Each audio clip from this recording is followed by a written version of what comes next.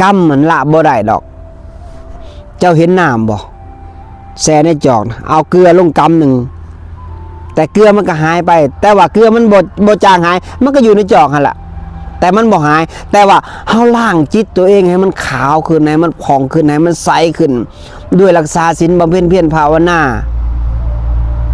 ศีลขององค์สัมมาสัมพุทธเจ้านี่ประเสริฐสูงสุดคันเจ้าเฮ็ดสิ่งนี้ได้เมื่อเจ้าดับร่างกายแตกสลายไปผลบุญที่เจ้าเฮ็ดนี่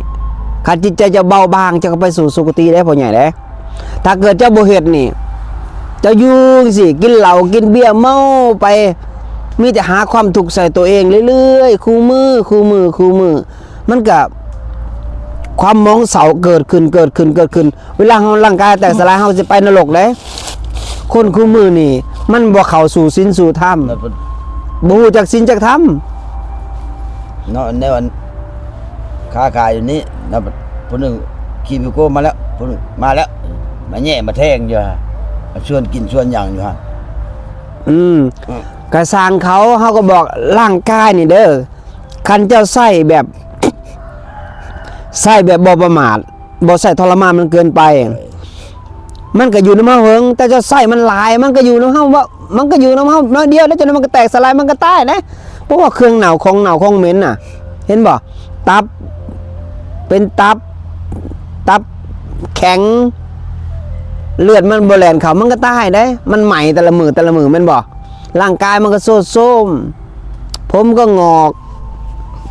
สลาลงเพราะว่าสิ่งเน่าเปื่อยอ่ะมันบ่จีรังอ่ะจะอยู่เมืองคนนี่บ่ฮอด100 ปีซ้ำเพ้อๆนี่กินเหล้าลายนี่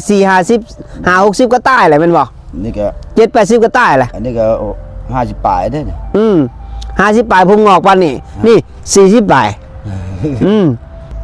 ให้เจ้าเศร้ากินเหล้ากินเบียร์เด้อพ่อใหญ่เด้อ